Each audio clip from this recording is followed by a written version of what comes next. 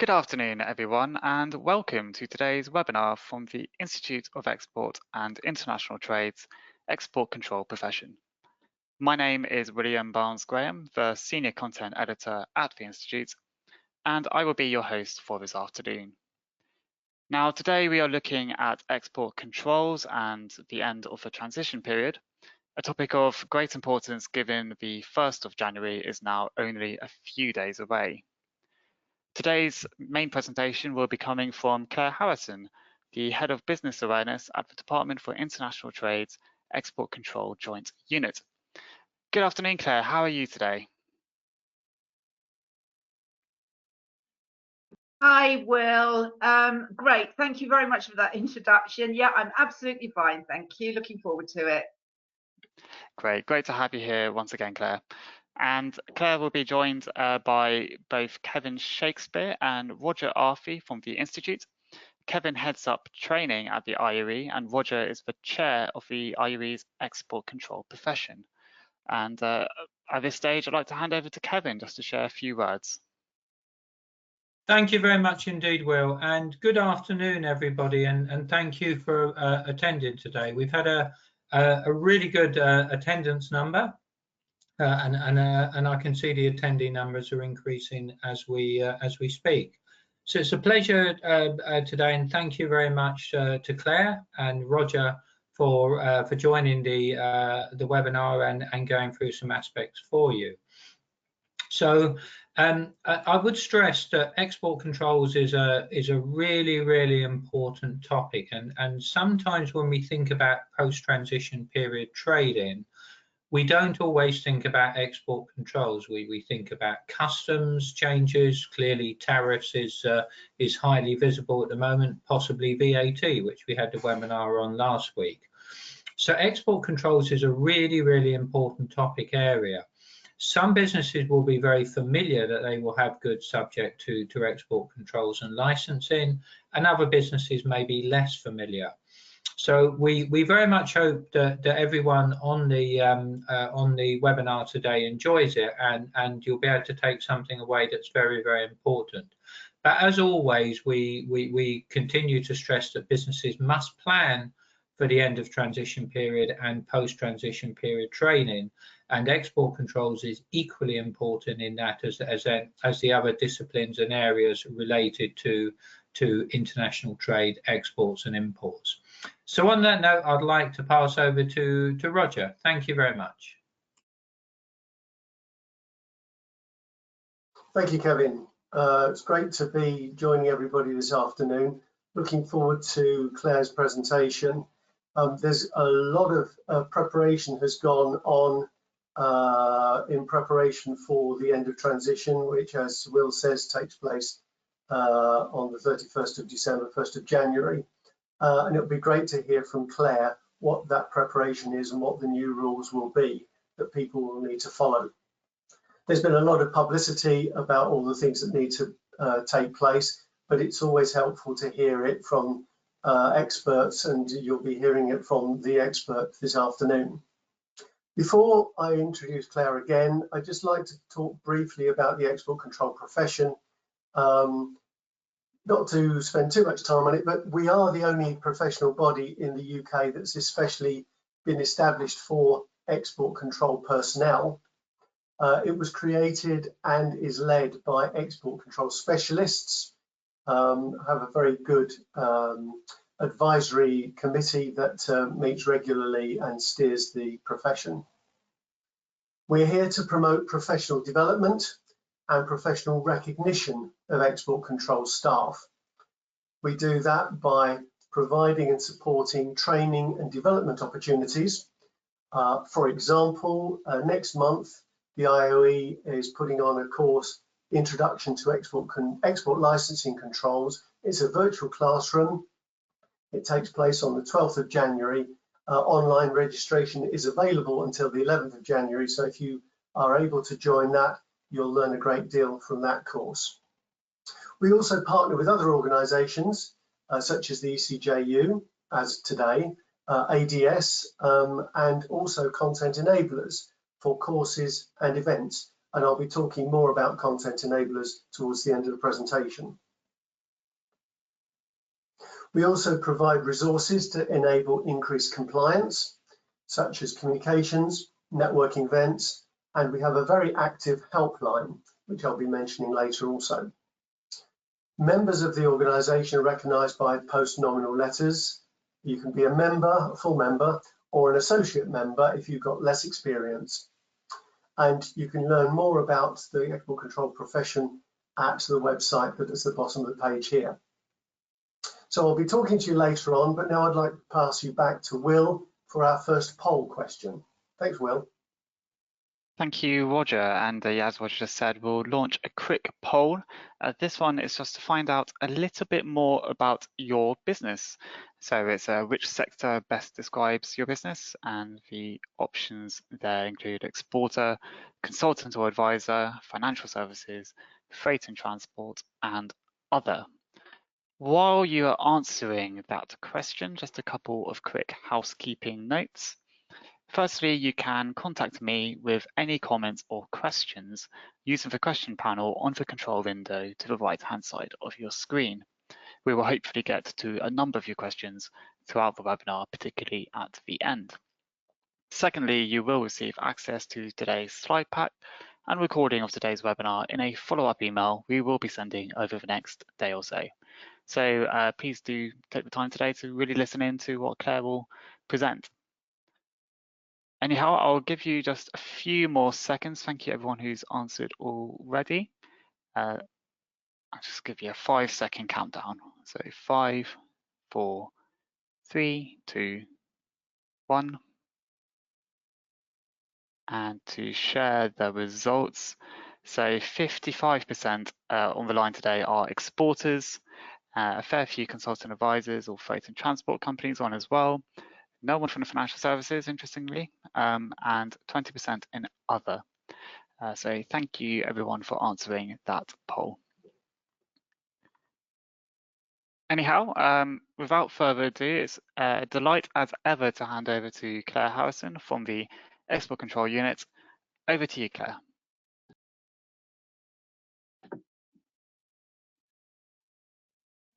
Thanks, Will. Thanks, Will, and Kevin. Thanks for that. I was just putting my camera on just so that you can see that I'm not an automated voice, and I am actually here today. So many thanks for inviting me to speak today on this important topic for NDU transition.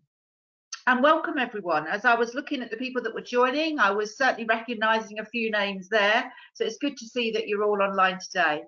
As Will said, I head up the Business Awareness Unit in the Export Control Unit of the Department for International Trade. And I'm looking forward to going through some of this information today. Obviously, we're going to have a question and answer session at the end.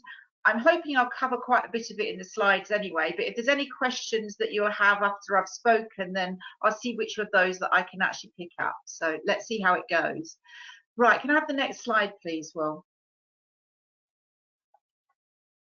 So I'll start with some background on us.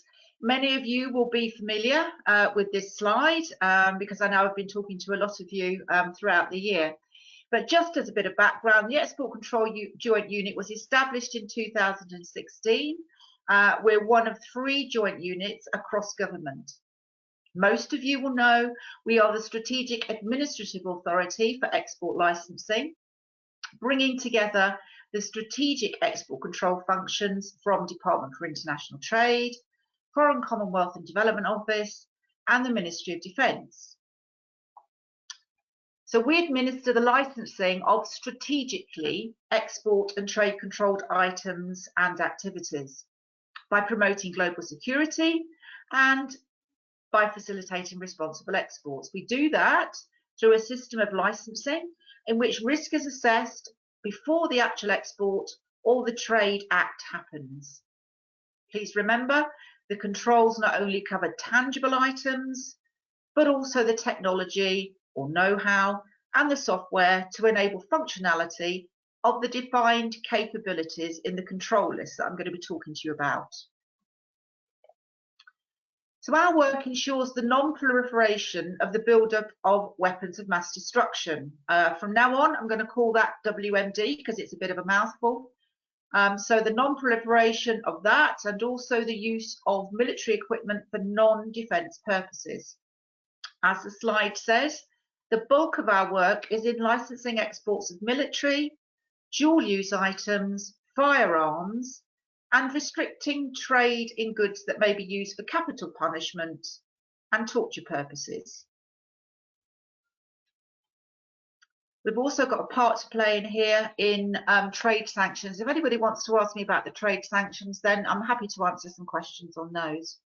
But as the majority of the presentation will be focused on changes to dual-use legislation, let me begin by saying that for those of you not familiar with the term dual-use, it means items that have not been designed for military end use or for use in designing or developing weapons of mass destruction. So that said, they are items that could be used in those capacities simply because of their technical capability and the characteristics, and also down to the intended use of the buyer who's brought them in. The characteristics which are subject to licenses are detailed in the military and the dual use control lists, and we'll be looking in more detail at the dual use control list later. Let's have the next slide, Will. Welcome to Spire. So that's our homepage of Spire you're actually looking at there. For some of you who are regular users of Spire, you'll probably be going in onto your work basket page, but this is actually the front page of Spire. So a quick reminder that all license applications and open general and trade control license registrations, the control list classification and end use advice requests are all submitted via Spire. It's the online licensing platform. Now, as you saw in the previous slide, we issue around 13,000 export licenses a year. Each license is assessed against strict risk criteria, the consolidated criteria, and we work with advisors across government departments. Around 300 of those 1,300 licenses that I talk about are actually refused. So it's a very small proportion of licenses that are actually refused. Okay, let's have the next slide, Will. We're going to move on now then to look at dual use goods, a term that I've spoken about before. There are changes for licensing of dual use goods. As you know, I defined that term before, so hopefully some of these categories now will make a bit more sense. And the changes of dual use items specifically I'm going to be looking at to the EU. So these are the 10 categories. Have a look down there, see if there's which category you potentially fit into. I'll talk about them in a little bit more detail in a minute. As you can see, they range from nuclear. We've got special materials related equipment, so areas in there, things like chemicals, for instance, materials processing. If you look at that, it's machine tools, that sort of thing. Telecommunications, information security. In that one, there's a separate category in category 5, which talks about cyber crypto security. Then you've got a range of sensors and lasers that includes things like cameras, radars, things like that. A couple of areas of marine, and then of course you've got aerospace and propulsion. If you need to know any more about this dual use control list, you can come on some training courses with us, but I just wanted to put that up as the main one. So these are the 10 categories of the dual use list, and some of you will have seen that that EU dual use control list was actually updated with effect on the 15th of December, and we issued a notice to exporters to that effect. It was notice to exporters 2020/20. It gave further details, and what I will say about the changes that were made on the 15th of December, when we talk about the legislation coming up, that's the version of the list which will be frozen and moved into UK legislation. So bear that in mind as we move on to talk more about the actual legislation. Right, can we have the next slide, please? So this is the controls as they are at the moment. I'm going to start with military controls. They're contained in a piece of UK legislation, the Export Control Order of 2008. And as it says here, if the items are designed, developed or modified for military use, they require a license for all destinations. You need a license now for these items to export them to the EU, and that's not going to change. You'll still need a license. Now, for those of you that are exporting in the military category, you will be aware that there are a range of open general export licenses for military items. And if those don't apply to your specific export, then you simply apply for a standard individual export license. I'm going to move on now to the dual use items under EU Council Regulation 428 of 2009, that second point there. There's currently free movement of its Annex 1 items to all EU member states. So when I say Annex 1 items, I'm just going to say, for those of you that don't know, that when I refer to Annex 1, that is what's commonly known as the dual use list. So under EU Council Regulation 256 of 2012, there's some changes here as well. Firearms for personal use can currently be exported if you hold what's called a European Firearms Pass. A license is required for commercial firearms exports, and there are dealer-to-dealer arrangements in the EU. So that's if you hold an open individual export license. That's for firearms. And then finally, there's the torture regulation. This is Regulation 209/125. These are all EU pieces of legislation. And under the torture regulation, you'll be pleased to know there's a prohibition, an absolute prohibition on some exports. I'm not sure how many of you on the call today need to know about that. But some other items, if they are included in this list, can be exported, but only with a license. But you do need to check the list. And that's a really important one. Okay, well, let's move on to the next slide, shall we? Because we're going to move on now to some of the... Oh, no, I'm going to move on to your poll. Beg your pardon.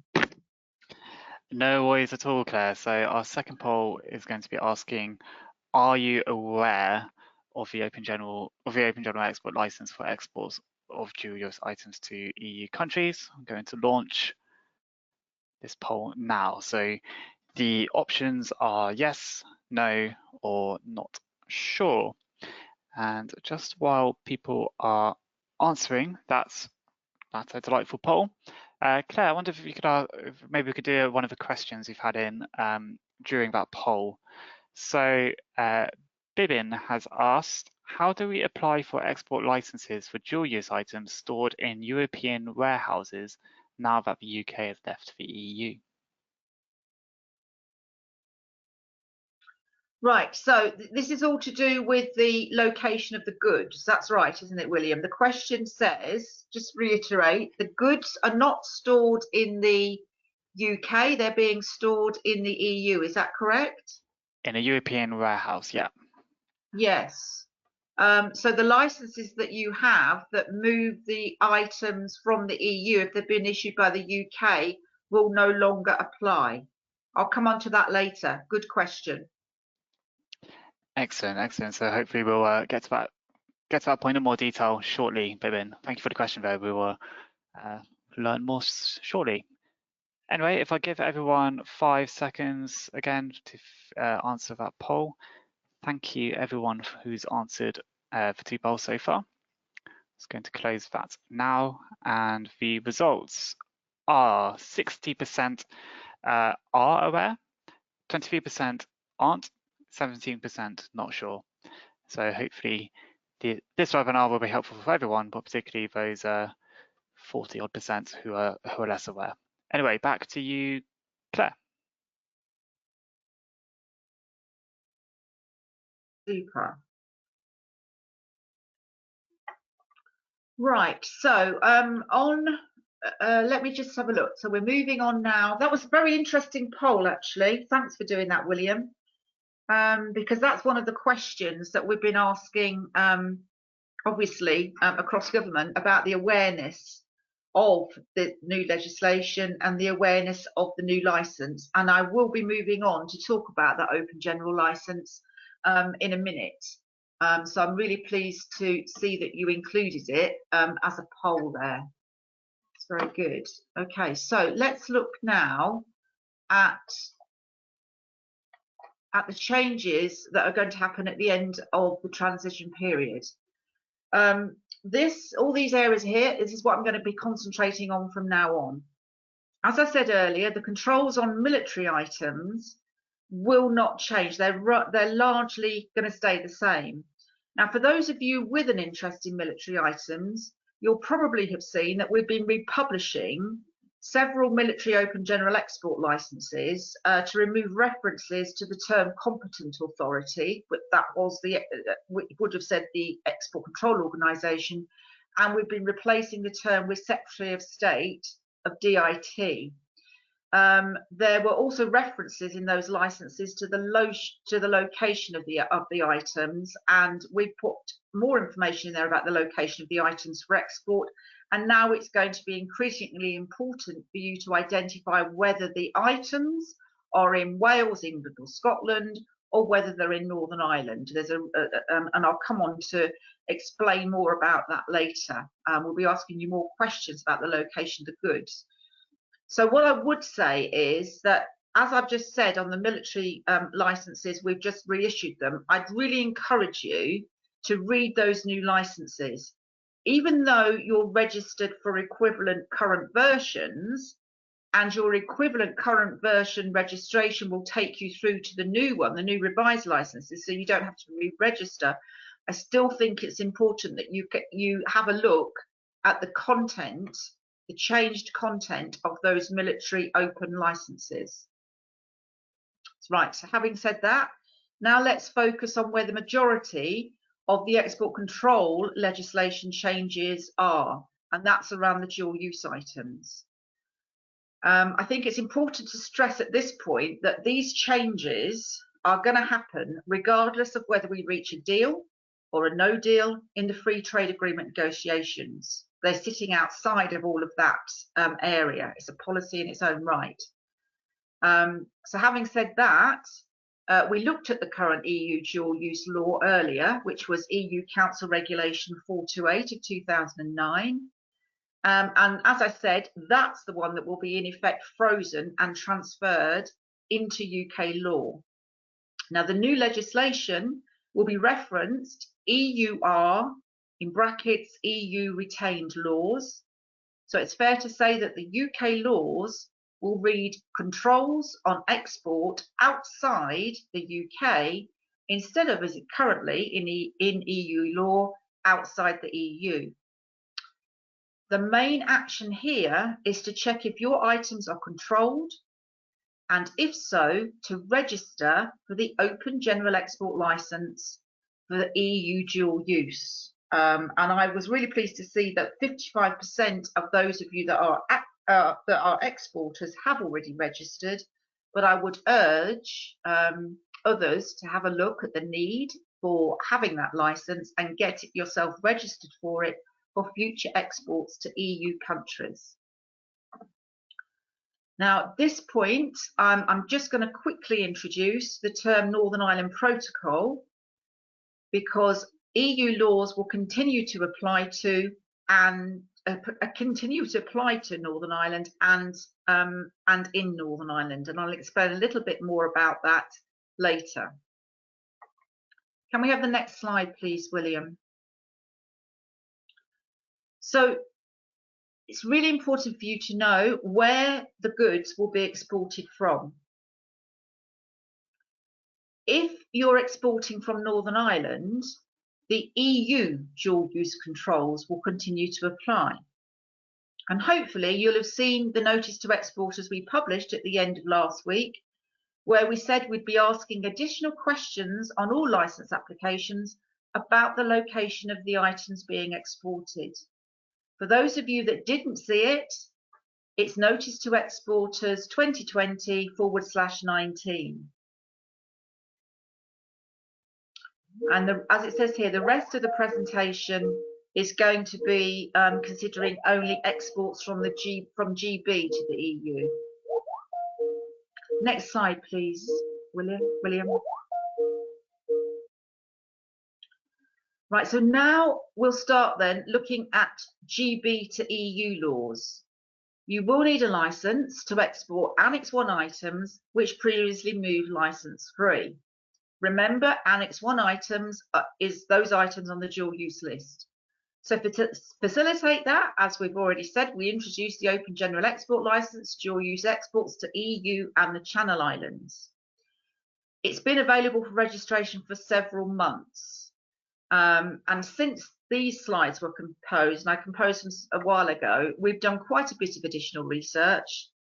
The issue really here is that it's very unclear how many exporters, dealers, traders, or whatever actually currently sell the dual use controlled items to EU countries, as you'll never have needed to have a license before. So for those of you that have never needed to know about export licenses, it wouldn't have been a thing before. So our outreach has been focusing on that, and it will need to continue for a while. But having listened to the advice that I'm talking about today, obviously that's one of my key messages, to check whether your items are on that list, and if so, apply now for the EU dual use OGEL. Just remember, if the shipment is flagged by customs as requiring this license after 11 PM on the 31st of December 2020, your shipments may be stopped for inspection, and this will cause you delays. Obviously, if the exportable items are out of scope of the new OGEL and they're not controlled on that dual use list, you don't need to register for it. If they are in scope on the dual use list, but you're not permitted to use the OGEL because of the terms and conditions which you can't need, you will need either to check other open general export licenses, or you will need to apply for a standard individual export license. Next slide, please. So we're talking here about where the licenses were issued and which ones will remain valid and which ones will no longer be valid. And I think this might pick up the question, Will, that we had earlier. Let's just see. So if you hold individual export licenses or are registered for other open export licenses for selling to the EU, these licenses will continue to apply, and you do not need to take any further action other than to continue to quote them on your shipping documentation.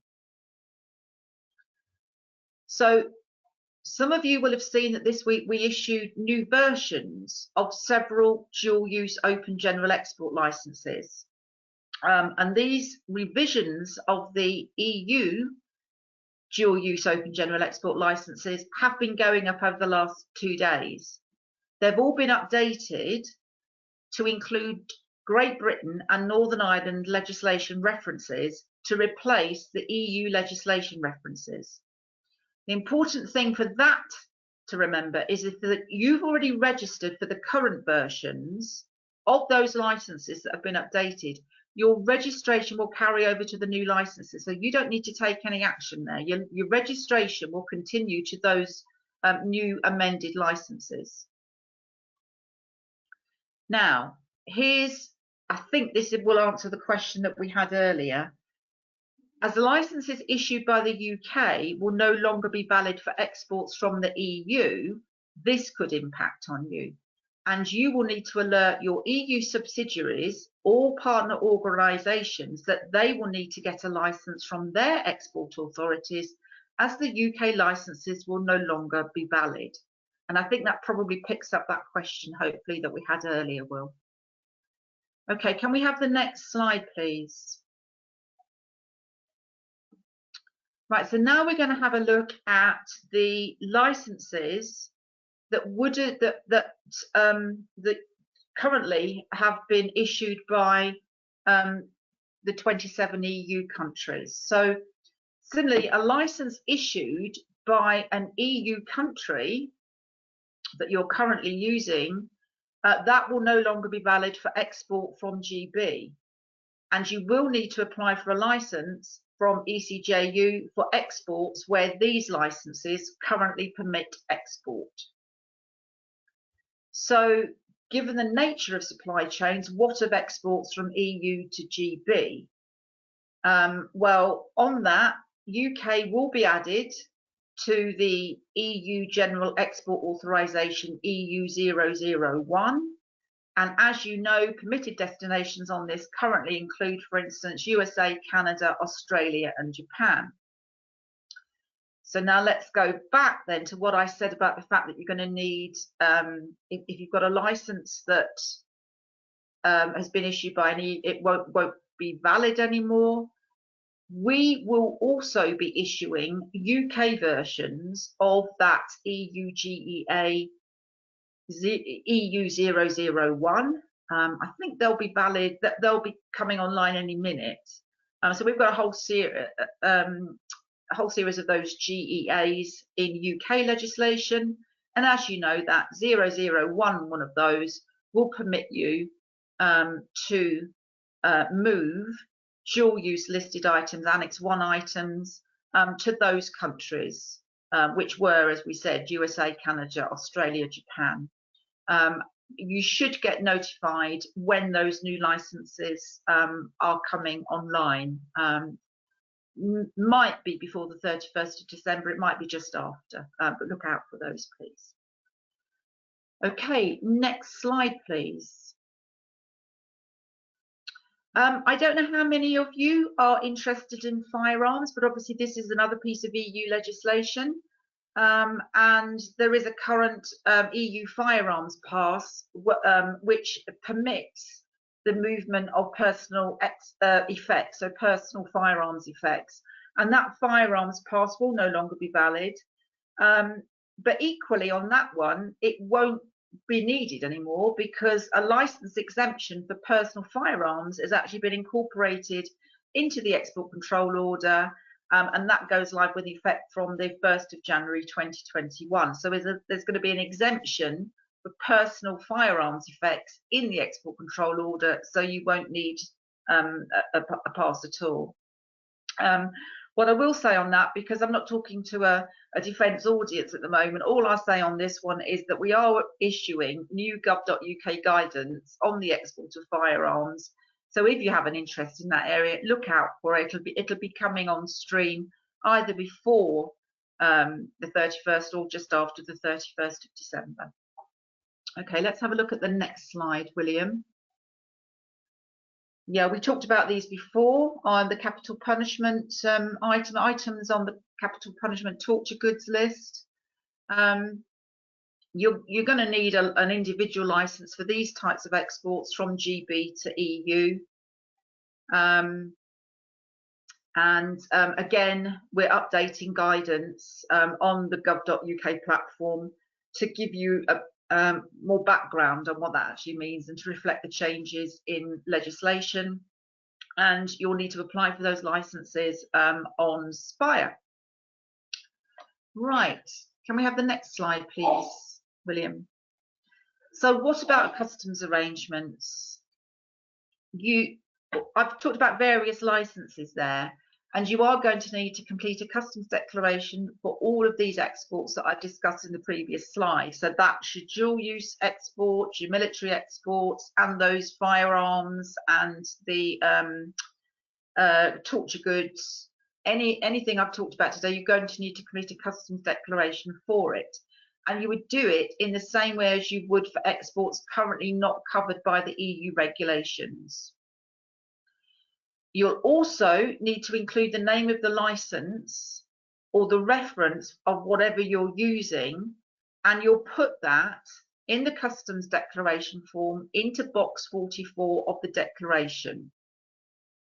Now, it's really important then that if you need a license and you need that OGEL, that you get it registered in box 44 of the declaration, because as always, HMRC is the UK Enforcement Authority, and they have the powers to detain the shipment if they have cause to do so. Okay, so let's have a look at the next slide, William, because I think this is going to be an. Oh, sorry, it's your poll. Do apologise. That's absolutely fine, Claire. Yes, we're on to another poll. So I'm just going to launch that now. This time we are asking, do you know how to register for the Open General Export License for exports of dual-use items to EU countries? And it's a yes, no, not sure choice for you there. So Claire, if we could do just, I guess, another question while people are answering that. So hopefully, I think you covered Bibin's question from earlier, so thank you for that, and hopefully that's been helpful, Bibin. But we've had a couple of questions around GEA. So Steve has asked, have the EU27 added the UK to their original versions of the EU GEAs? And Andy has asked, will the EU addition of UK to the EU GEA be dependent upon a trade deal?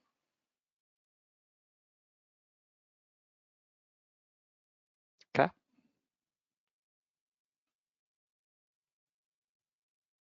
Sorry, I'm on mute. I do apologise. That's all right. Happens to us all.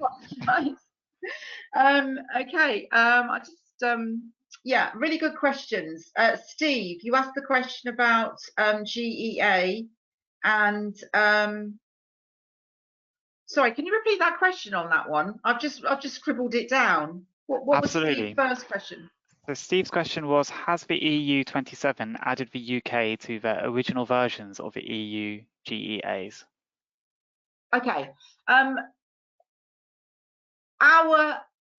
Our information tells us that UK will be added to the EU GEA 001, their version of the EU GEA 001. UK will be added. Whether or not it's been added yet, I'll be honest with you, I don't know. But because that's their legislation, and it's hoped that that UK will be put on there as soon as possible, because obviously we're looking at the movement of dual-use items, not just from UK to EU, but from EU to UK. And obviously, with supply chains as they are, it's equally important to have that movement of goods continue to happen without the need for an individual license each time. So that's what I'd say on that one. And what was the other question? Will UK? Well, I think Andy's question is almost to the point. It's will that be dependent on a trade deal, or is that coming on stream either way? Oh, what, in terms of the GEA 001? No, none of this stuff that I'm talking about today will be dependent on a trade deal. So these changes that we're putting in line and putting in place, all of this will happen anyway. You're going to need all of these licenses. The GEA 001, we will be issuing that UK GEA 001, irrespective of whether we get a trade deal or not. Great, thank you, Claire, and hopefully that's answered both those questions. I'm pretty sure it has. So good questions, keep them coming, and thank you, Claire, for the answers. And if we just close that poll now, and this will be quite informative for the next few slides, I believe. So 48% do know how to register, but 29% don't, 23% not sure. So for at least half of the audience, this would be very useful. A couple of slides coming up, Claire. Back to you. Thanks. Can you just pop that poll result back? Okay. So do you know how to do you know how to register for the OGEL? So nearly 50% of people online know how to register. 29% don't, and 23% are not sure. Okay, let me help here. I'll give you some help, because this is important. So the OGEL is on gov.uk. It's called the Open General Export Licence for exports of dual-use items to EU countries. I'd recommend you actually having a look at the licence, but the way to register for it is to actually go on to Spire. Now, does everybody know what Spire is? If you don't, I'll need to explain that. I'll be honest with you. Spire is the strategic export licensing system. If you're not registered for Spire, you're going to need to get an account to register for this license. It's a very easy sign-on. Can anybody put the Spire sign-on, log-on in the chat bar here for people? You need to register for an account. That's really easy. All you do to register for an account to Spire is fill in the details of your company, and it will register you for Spire. Once you've got a Spire account, you open up your Spire account and you will have what we call a work basket. In your work basket, what you will need to do is look at the left-hand side of your work basket, and about 3 or 4 entries down on the Spire work basket is a question or a statement that says apply for a license. Click on that, apply for a license. When you open that into a new screen, it gives you options as to whether you want to apply for different types of licenses. You then choose the option for open general licenses, and when you go into that option, the open general export license for EU dual use items is the #1 license at the top of that list. So I know there's 2 or 3 steps to go into, but basically you need an account for Spire. Go into your Spire account, work basket, look at apply for a license, go into there and register for this OGEL. That's how you register for it. I hope that helps. No worries, thank you very much, Claire. And I've just shared the link to that in the chat, and we'll include that in any follow-up messaging as well. So yeah, do keep an eye out for the chat function and also for the emails which come after this webinar with that information. Yeah, and the questions I've got here about this 23% of people online that are saying they're not sure whether they're registered or not. I think what you'll find, depending on how, what sort of organisation you've got, you may have somebody in either your shipping area, your procurement area, your finance area, that may know about the regulations on compliance. So if you're not sure, I would check with those people in your company or organisation to see whether they hold that license, and to encourage them, if you need it, to apply for it. Okay, next slide then, please. Okay, thank you, Claire. I'll just get those slides back up for you. Oh, look at that. I did that all by memory. I'd actually written it down for you. I do apologise. So there you go. You've got it there in front of you as to actually how to register for that OGEL. I think I covered it all when I was talking about it, didn't I? So easy to see. It's on your slides, and my advice is just do it. Okay, next slide, please. Right. So actions for business. What can I say about steps to take now you've listened to all of this? What I will say is I'm actually going to reverse the order and say order of this slide, and say that first of all, I would say make sure you're registered to receive those notices to exporters. You see that one at the bottom. Stay up to date by registering to receive notices to exporters. Get yourself registered, or find out whether your organisation is registered. And why will I say that? Because last week, as I told you, we issued the latest dual use control list, which was issued by the EU. And that was valid from the 15th of December. In the next day or two, we're going to be issuing a couple more of these notices to inform you about new licenses and give you quick link-ins to the new licenses. So these notices are a really quick way of you to be kept updated with any changes you need to make or any more bits of preparation. Now, we've been asking everybody to make sure they're registered for these because we've actually been cleaning up our database. And if you are on the line and you've actually replied to us by saying, yes, please keep you signed in for these, I'd say thank you very much for that. If you haven't signed back to us to say that you want to continue to receive these, we're actually going to be taking old emails off of our list. So please make sure make sure two things: that one, you're registered for them if you don't think you are registered, and number two, that you've replied back to us to say that you still want to continue to receive them. So other than that, other than the notices, what I would say is read and action all the guidance that's on gov.uk. We've got a technical notice specifically for this policy area. Can you see that one right at the top? Review the guidance, gov.uk guidance exporting control goods after EU exit. That is called our technical notice. It gives you all the information you need to have and all the links that I've talked about today. Now, we updated that, I believe it was yesterday, to reflect the changes in the legislation. So if you haven't read it recently, do click on that link and open it. There's also tens of other export control pages on gov.uk that have previously referenced EU legislation. We've been very busy just lately rewriting all of those pages to recognise that the retained EU law has been moved into UK legislation, and all of those pages will go live either before or at 11 o'clock on the 31st of December. Yeah, so I think that's it. That's it for my messages. These are my main messages, but if there's any other questions, Will, I'm happy to take them. Thank you, Claire. I think we've got a fair few questions coming through. I think there's one last poll and then a couple more slides from Roger. But if I launch this poll quickly, this one is just asking, how's your business registered for the OGL?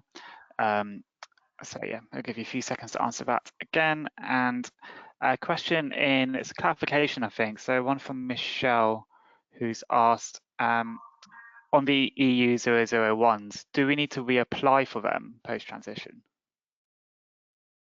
Right, so if you're registered for an EU 001, that in effect is a piece of EU legislation. I don't know where you're calling from. If you're calling from an EU member state and you're already registered for an EU 001, you'd need to check with your export control authority, because UK will be added to that license, and you need to check with your export control authority. If you're talking about the new UK versions of these, which are the EU GEA 001, yes, you will need to register for those because they haven't previously been old licenses. Okay, hope that helps. Michelle, if you've got any more information about whether registration is being made, please do feel free to send that across. And if I just do another question, we've had a few people ask around just kind of how or where licenses fit in within the broader customs support. So Stella has asked, can a customs broker register with Spire and apply for licenses on their customers' behalf? Right, okay, so a customs broker. So we're talking here potentially about a freight forwarder, I think, aren't we? I think this comes down to really thinking about who needs to register for the license, who needs to apply for the license. In UK law, the person who needs to apply for that license is the person who has got the rights of disposal over the items. So if you, as the company, have passed the rights of all of that to your freight forwarder, then they will need to apply for a license on your behalf. If you haven't passed that to your freight forwarder, you are the one that has responsibility for applying for those licenses. And in most cases, I have to say, even if you give it into the hands of the freight forwarder, you'd still need to give them the instruction that these items are controlled and need a license, because your freight forwarder probably wouldn't know. I'm just wondering if Kevin's still there as well. With something like the Trader Support Service for GB&I trade, what role does the Trader Support Service play within controls? Yeah, so if we think about this in the context of GB&I, some controlled goods would, as we know, goods moving from GB to NI would require an inbound customs declaration, entry, safety and security declaration. So that doesn't change irrespective of the nature of goods being moved. Some controlled goods, however, will require full frontier declarations as opposed to simplified frontier declarations. There will be some instances of what people may consider controlled goods if we think of the UK border operating model for GB to EU, EU to GB, which includes things like excise goods and drugs under license, which will be able to make the simplified frontier declaration, but with commodity codes quoted. But for export controls and certainly in the relation in which we're referring them today, it will require full frontier declarations. With regard to GBNI to movements, and Claire, please correct me if I'm wrong on this, if the goods are generally staying in Northern Ireland, then open general export licenses will not be required. However, businesses should be very clear that that is, and they should have traceability, and that could be subject to audit. If the goods are potentially or are definitely going to Southern Ireland or potentially going to Southern Ireland, that completely changes the picture, which could include goods going into a processing or manufacturing process. Claire, I'm not sure if I've described it the best way there, but is there anything you would add to that? No, I think that sounds right. I think the main thing is to think about where the goods are. If the goods are going from GB, so that's England, Wales, Scotland, and they're going to the EU, you need the OGEL. If your goods are going to Northern Ireland and are staying in Northern Ireland, as Northern Ireland is part of the UK, you don't need a license. If you know the goods are going to be going via Northern Ireland to the EU via Ireland, then that's a then there is a need for a license in that case. So the Northern Ireland Protocol that we're going to be putting up, the information on that will kick in there. So I probably need to get you some clarification on it. But if they're going from the UK to the EU, definitely need this OGEL. And then there's if they're going to Northern Ireland and they're staying there, no license required because that's part of the UK. What you need then to consider is where they're going from Northern Ireland. Are they staying there or are they moving on? That's the key thing. Thank you, Claire. Thank you, Kevin. I'm just conscious we're starting to run a bit low on time, so I'm just going to close this poll and share the results. So 40%, 45% have not registered for the OGL for export of GUs items for EU countries. 34% have. 22% aren't sure. Claire, any particular thoughts on those results? Okay, so yeah, I've got my microphone. Interesting. I'm pleased to see that. So we've got around about 500 people on the line, and 34% of them have actually registered for the license. I'm really pleased to see that. 45% who haven't. That's a greater proportion who haven't registered for the OGEL. Couple of thoughts on that. You're either aware that your items, having listened to all of this, don't need to have even think about that license. They might fall out of the areas of dual use controls, and that's absolutely fine. If you don't need the license, then don't register for it. But if you haven't registered for it and you think you might need it, then please do check after you've heard all of the advice in this webinar. But interesting to see that 34% of you have actually registered for it, and I'm pleased to see that. Thank you. Thank you, Claire, and thank you everyone for answering the poll once again. On that note, I think, Roger, you've got a couple of slides now, so I'll hand over back to you, Roger. Thank you, Will, and thank you, Claire, for that explanation and the answers to those questions. What we've heard is a lot about what would happen in terms of UK and EU licenses, and I hope you've got a lot of information on that. I just wanted to highlight one other area that you might want to consider, and that is the impact of the end of transition on other authorizations. And the sort of example I'm thinking of here is if you're importing goods or technology or software from another country under a license from that country, and in particular if that authorization controls any re-export or retransfer that you'll be making. For example, some US authorizations and agreements.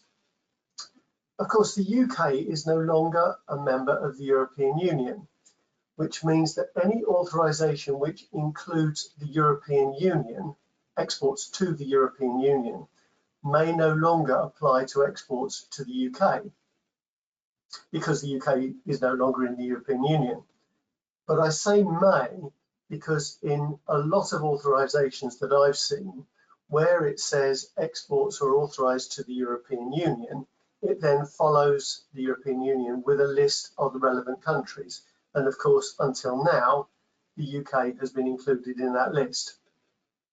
So what my advice would be is that you look at the words on the authorizations that you're importing goods or technology into the UK and see whether the UK is specifically pulled out of any authorizations to export to the European Union.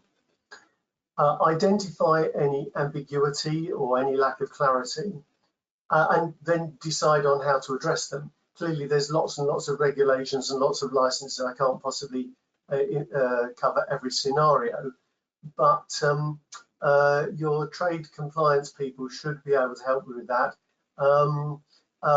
I would say particularly you might want to look at historical ITAR agreements because they're the ones that I was thinking of earlier. But if you're stuck, do remember the helpline that I mentioned earlier, because the MIExCP helpline is available to address these sorts of questions if you're stuck. So Will, I'd like to go to the next slide now, because before we go on to any other questions, I just want to talk to you about our online training offer. We've got this partnership with Content Enablers who provide high quality, up-to-date and accurate online training, which has never been more critical than it is today. I've already mentioned the Institute's virtual classroom course, Introduction to Export Licensing Controls, next month.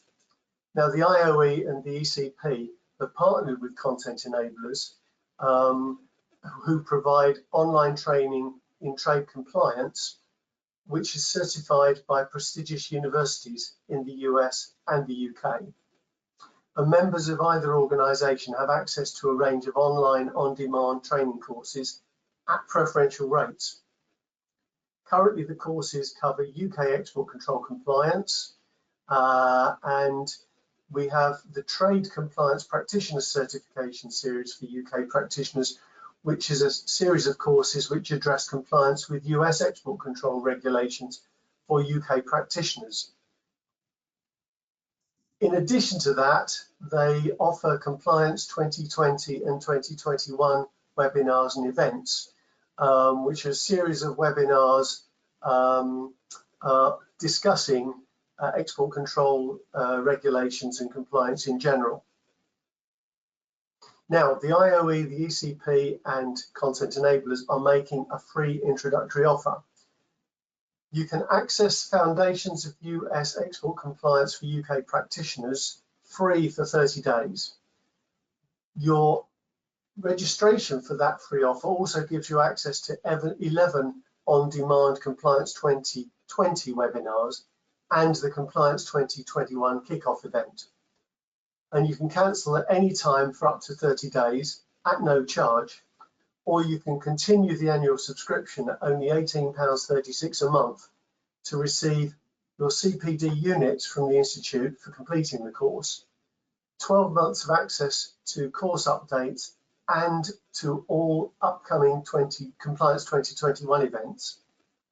And you can join our community of practitioners as well.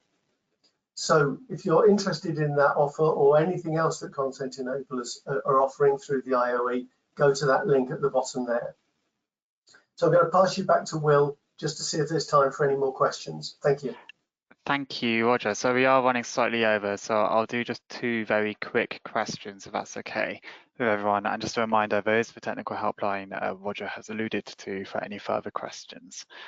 So a question from Thomas Clare, and it should be a quick one. He's asked, do we expect any changes to the UK dual use control list after the end of transition?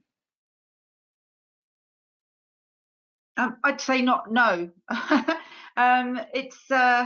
Yeah, I mean, the dual use control list, obviously we have to remember where that comes from, and negotiations and agreements on what goes into a dual use control list aren't they're not just there because we're a member of the EU. You know, we belong to international control regimes, and the international control regime that advises on what goes into for dual use controls is called Wassenaar.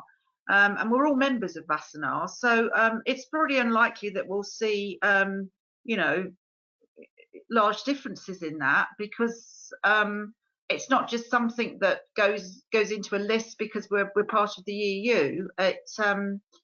It comes out of another regime, and we all have a say in that from various other countries as well. So no, I can't see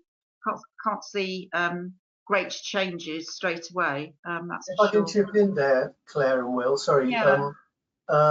Just to highlight, in case you hadn't noticed it, the notice to exporters that came out the other day updates our dual use control list in the light of the most recent EU regulations. So it has changed, but that will be the last time it changes, agreeing with what Claire just said. Yeah, no, that's absolutely right. It does.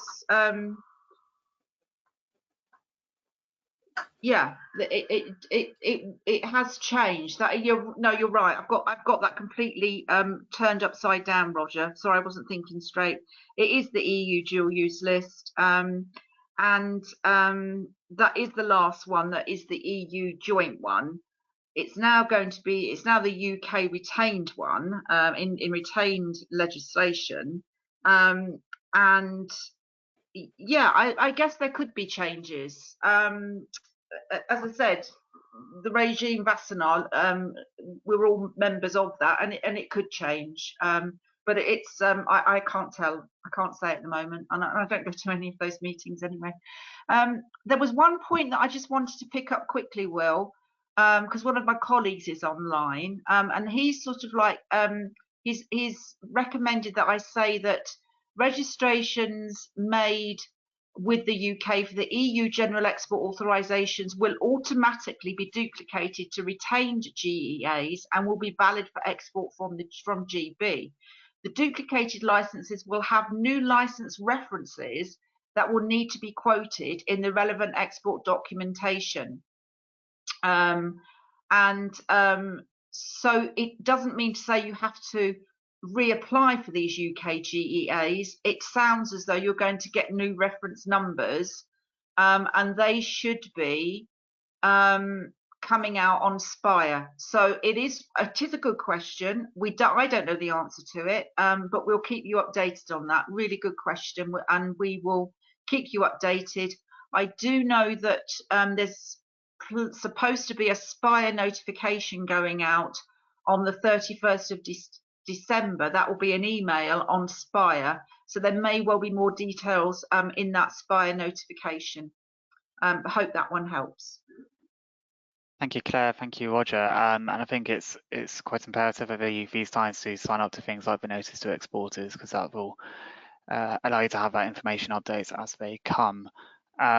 Very conscious that we are running over. If I could do just one last question, this is actually for Kevin. I raised the Trader Support Service earlier, but a few people have asked for a bit more information about what that is. So Kevin, I don't know if you want to briefly say a little bit about TSS. Yeah, so again, thank you very much for the question, and thank you very much to Claire and Roger for an excellent webinar. So the Trader Support Service has been set up to in response to the Northern Ireland Protocol. And the main aspect of the support provided by the Trader Support Service is the requirement under the protocol for inbound customs declarations and entry safety and security declarations. So just confirm, no export customs declaration in this instance. So the Trader Support Service is a free-to-use service, and it can make declarations on your behalf. And key to the operation are the hauliers who are moving the goods and how they provide the information to enable the entry, safety and security declaration. I would suggest for everyone, if anyone is trading with Northern Ireland and they haven't done so yet, you should sign up to the Trader Support Service. That's tradersupportservice.co.uk. There is also a Northern Ireland Customs and Trade Academy, which has a lot of information on it with regard to trade procedures, how the Trader Support Services operate in the operating model for safety and security declarations and inbound customs declarations. So if you haven't done so, please sign up. Nearly I think it's now over 23,000 businesses have signed up to Trader Support Service, and it's essential you do to actually use the service from the 1st of January. Thank you, Will, and thank you for the question. Thank you. And on that note, I think it is time for us to wrap up. We've definitely run over. So thank you once again to Claire for the presentation, and to Roger and Kevin for your input and for joining us as well. So thank you, all three of you. Thank you. Thanks, Will, for setting it all up, and Kevin. Thank you. Thank you. On the last slide, before we go, just a reminder that membership with the Institute gives you a range of benefits to deal with the changes coming up. This includes access to the technical helpline mentioned by Roger earlier, discounts on our training, much of which is online, a wealth of online resources, a daily bulletin with all the key trade stories and updates, continual professional development schemes, industry recognition, and hopefully at some point in 2021, some networking opportunities as well. Obviously, we shall see when on that one. To find out more about our training and membership offerings, please visit the site at export.org.uk or feel free to get in touch at institute@export.org.uk. For now, though, thank you for tuning in today. We hope you found today's session useful. Please do take the exit survey to let us know what you thought and to suggest any future topics. And I believe this is our last outreach to members in the broader export community before Christmas and the New Year. So Merry Christmas, everyone, and have a fantastic New Year. Stay safe, and we'll look forward to talking to you next year. Anyway, thank you, everyone, and goodbye.